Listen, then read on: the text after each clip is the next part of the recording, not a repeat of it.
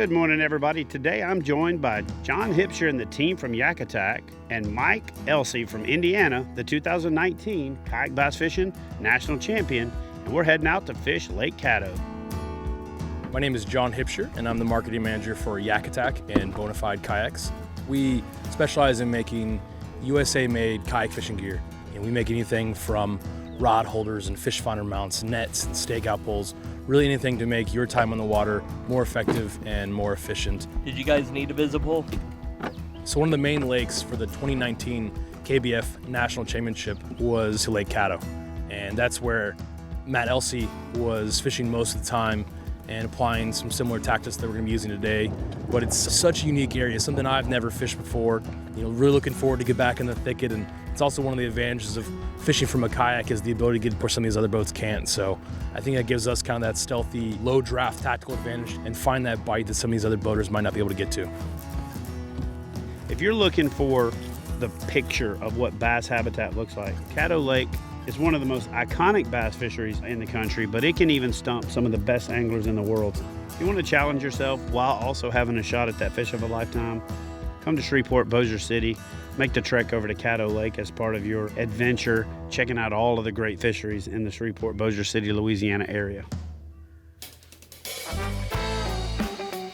If you can find shallow trees with good cover in 2 foot of water, then they'll be on the sunny side of it. Cool.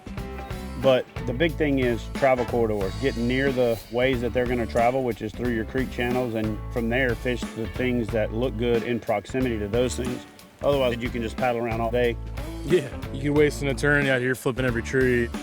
You see what Mike's doing is he's out there fishing those isolated trees that are all by themselves.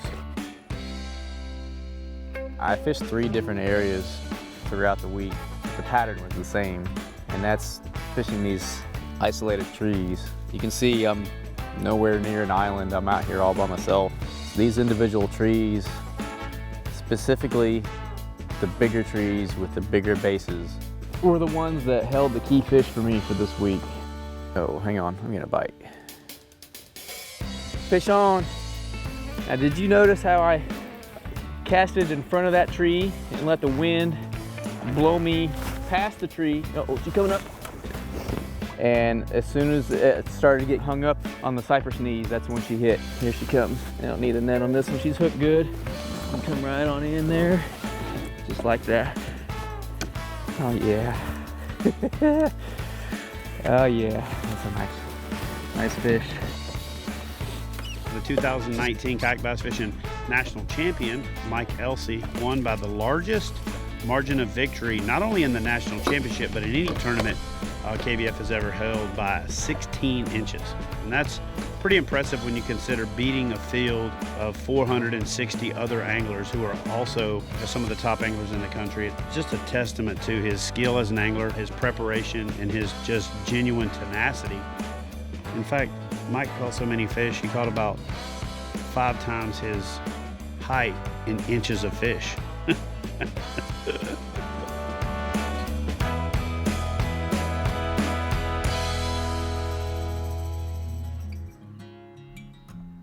We're out here like 2 days after I was crowned national champion.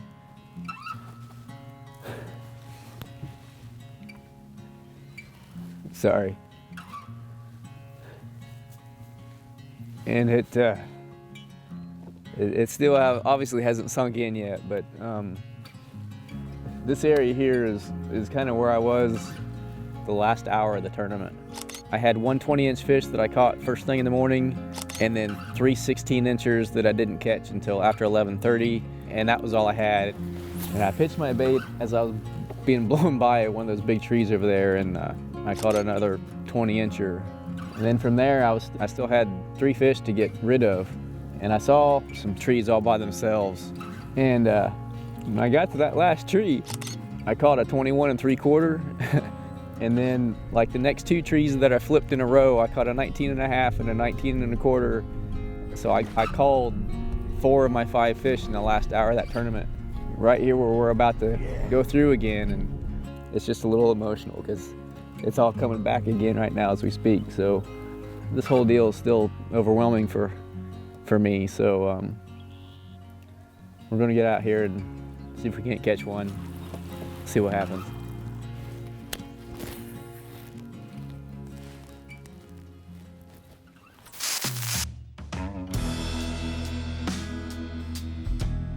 So one of the main tactics the anglers were using out here on Caddo this week was a Senko, rigged in various ways. And today we're throwing a Texas rig Senko, so it's gonna be weedless and get in and out, and be a little bit easier to tuck back in here to these cypress trees and see if these fish are gonna bite. After the tournament, the cold front kind of came in that last day, and we'll see if that bite's still there, but we'll see what we can do. Keep searching, keep grinding. We were unbelievably blessed with the weather at this year's national championship. We had a bit of high winds and a little bit of rain on the second day. And after that, it just leveled off. And the day after the national championship, it got really cold. I'm talking overnight lows in the 20s. And then we came back out after even letting it warm up, and it was just flat chilly. And, you know, of course, none of us even brought the gear thinking it was going to be that cold in April in Louisiana, and it was a bit miserable. The hardest day to fish is not necessarily the day after a cold front, but it's the second day after the cold front. And that's today. My name is Ryan Jones, and I work with Bonafide and YakAttack. I'm a manufacturer rep. As soon as we got out on the water, weather dropped down, the wind picked up. We thought the bite was basically going to be turning off, so we started heading back in, get over here close to where we launched, and then we've all been able to hook into fish in the last 10-15 minutes. So it took a little while, but finally got one to bite on that wacky rig Senko. Kind of switched it up from that couple guys throwing Texas rig, kind of a weightless rig. So went to the wacky rig, and a couple guys got hit pretty quickly. So I'm gonna keep at it, put him back in the water, and see if we can get some more. So I caught that fish on the Senko black and blue flake on a Gamakatsu wacky rig, weedless. Just fishing it really nice, easy, really nice and slow. Just taking it on the bottom, basically throwing it right at the base of the tree, and get that bite, let him run with it for a couple of seconds and set the hook. There's just these two cypress trees right here, and it looked like a nice little channel run through the middle, so tossed it in there. About 2 seconds later, smacked it, and put up a good little fight. So definitely a little bit more what we came for. Definitely a good healthy fish. Definitely growing them good down here. See if we can get a couple more casts in before it gets dark, and see if we can get a couple ones a little bit bigger. Definitely good looking fish though.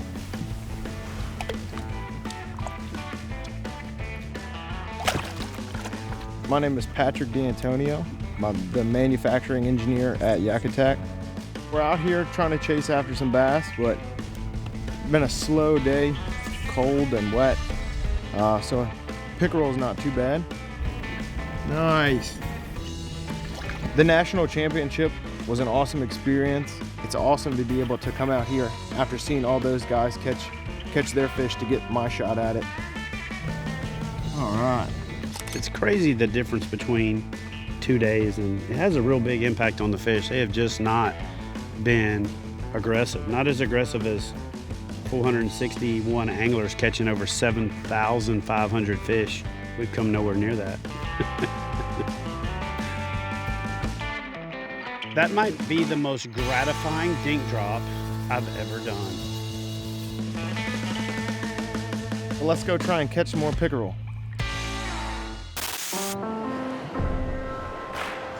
All right, guys, so we're back out here for day 2. We fished yesterday. They only had a couple hours, so we basically got about a half a day in, and it was a cold one. I mean, we were freezing. This guy had on flip-flops and looked like his toes were going to turn blue, but what a difference a day can make, bro. I mean, beautiful. What do you think, man? You want to go catch one? I think we're gonna get them. What do you think about this part of the country? Is this not some of the most beautiful paddling? Oh, it's beautiful. I think it's unreal. It's a kayak angler's dream down here. So really excited to get out there today. Nice warm weather, and I think the conditions are lining up. Yeah, to go catch us a big old Louisiana backwater bucket mouth.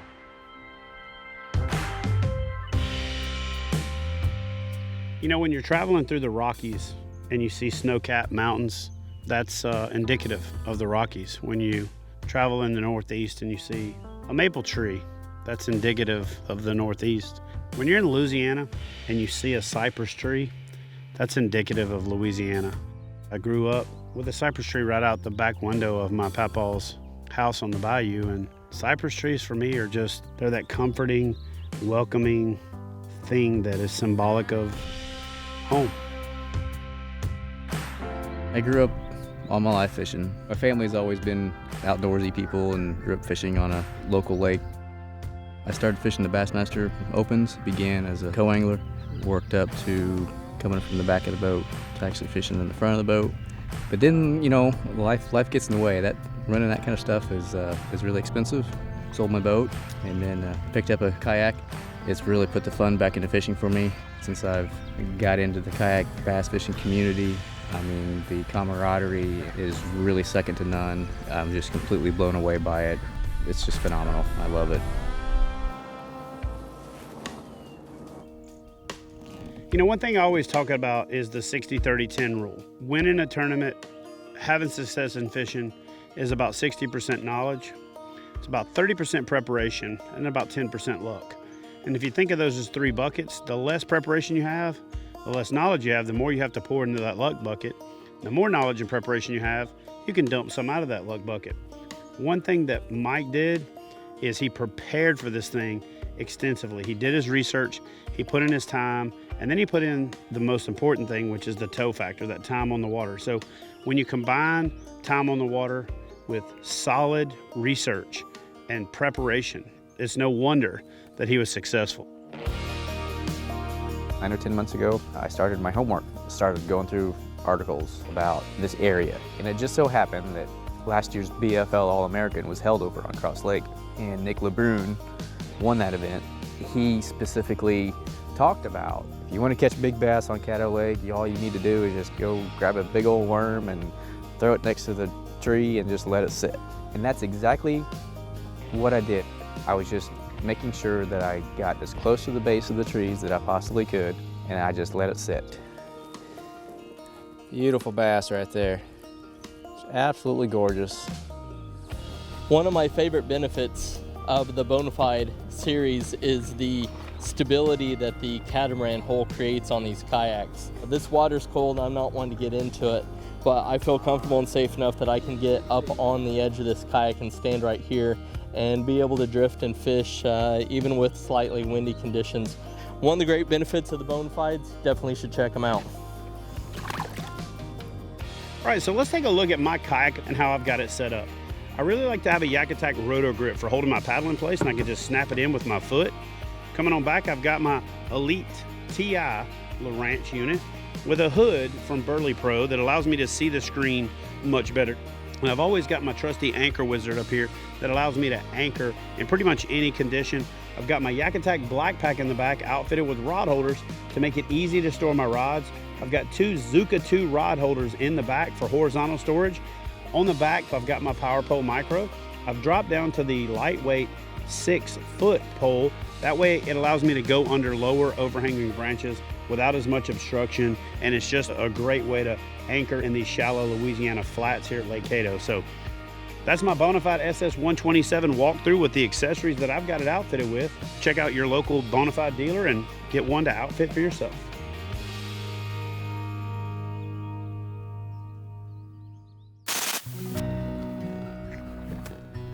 Not a bad one.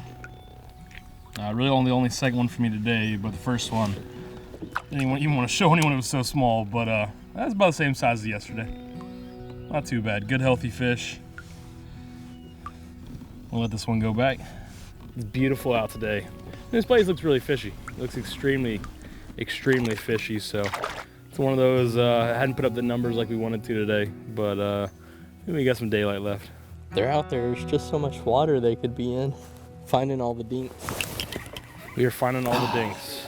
Like all of my fish are like, seriously? Yeah, I think I'm gonna have to move away from the Cinco. Old trusty confidence bait. But it's not producing the quality of fish we're wanting, so. I've got friends that could fish the wacky rig Cinco for like an entire season, and it just gets too boring. No, it's producing some fish, but not the fish, so. I'm gonna paddle back up there. Let's go get in those trees. Yup. You know, when it comes to putting on an event like the National Championship, it's several months worth of work that culminate in a full-on week of on-site. By the time you finish up an event like that, you're exhausted. And so for this trip, it was more about spending time with friends, and it wasn't as much about results. To be honest with you, a lot of it for me was just getting out here and recharging and getting away from the craziness of that event and all the things that go into it. It's been good. I'm looking at my crumb trail on my GPS here, and I think I might have paddled 11 miles today, and I've probably caught 12 or 15 fish, nothing over 2 pounds. And to be honest with you, sometimes it's good to just get out here and play with little lures and toys that we all have as anglers, and just unplug and recharge. And now, if a 9-pounder came along, I wouldn't be against it. I'm just saying. Well, they are definitely eating the Cinco back here in this tannic water. Not much bigger, but getting bigger the further back this creek we go. And we're gonna keep seeing if we can't work our way back in here.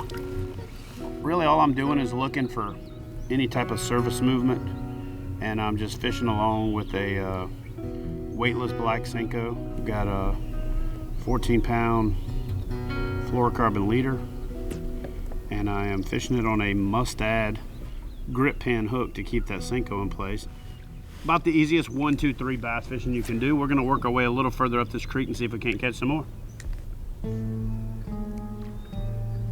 I never fished the same area all 3 days. My first area, that was a completely different area of the lake, and in the very center of this place were the same big isolated cypress trees. And the second fish I caught was 19 3/4. I mean,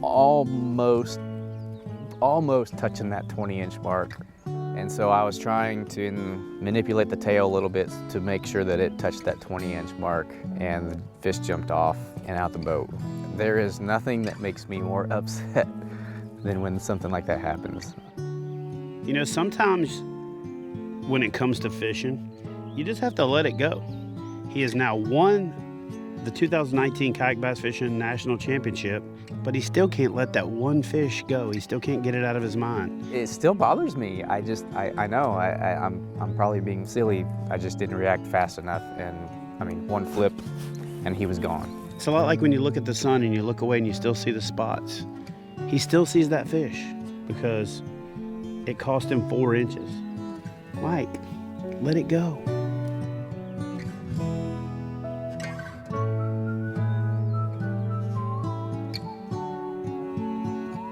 So I went back to Old Faithful and pulled out the Wacky Rig Cinco, kind of the confidence bait for me for this trip. And right after I'd re-rigged about the 10th cast, this sucker hit.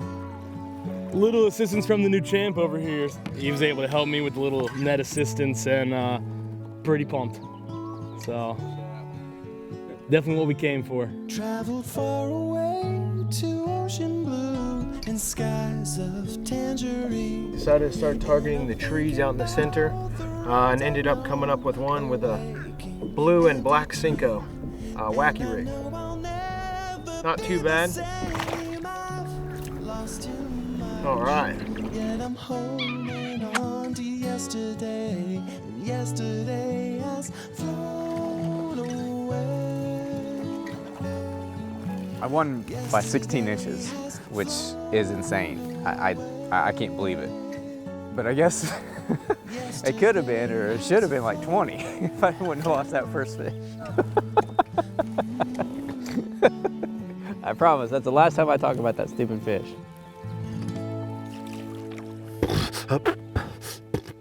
Ooh, tasty beat right there. Ooh.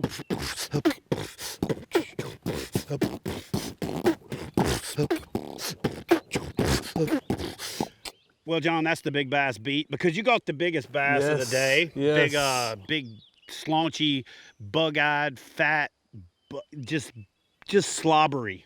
That's the best word for it. Just a slobbery bass.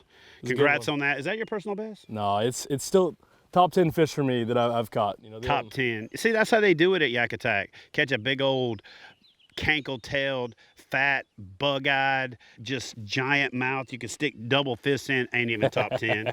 You know what I'm saying? The bar is set high with these ones. The force is strong with YakAttack. So anyway. But still a great fish, all-around great fish, and good to get a taste of what this fishery has to offer. So that's it, guys. Thanks for joining us in this toad trip. That's what toad trips are all about. We don't always find them, but he found one. We'll see you guys next time. Do me a favor. Leave a comment in the comment section below. Tell me what you think about John's fish. And smash that thumbs up button if you haven't done so. And if you're new to the channel, please subscribe. And if you haven't done so, turn on that notifications bell so you'll know each and every time we release a new video, including these redonkulous, donkey chasing toad trips. We'll see y'all next time.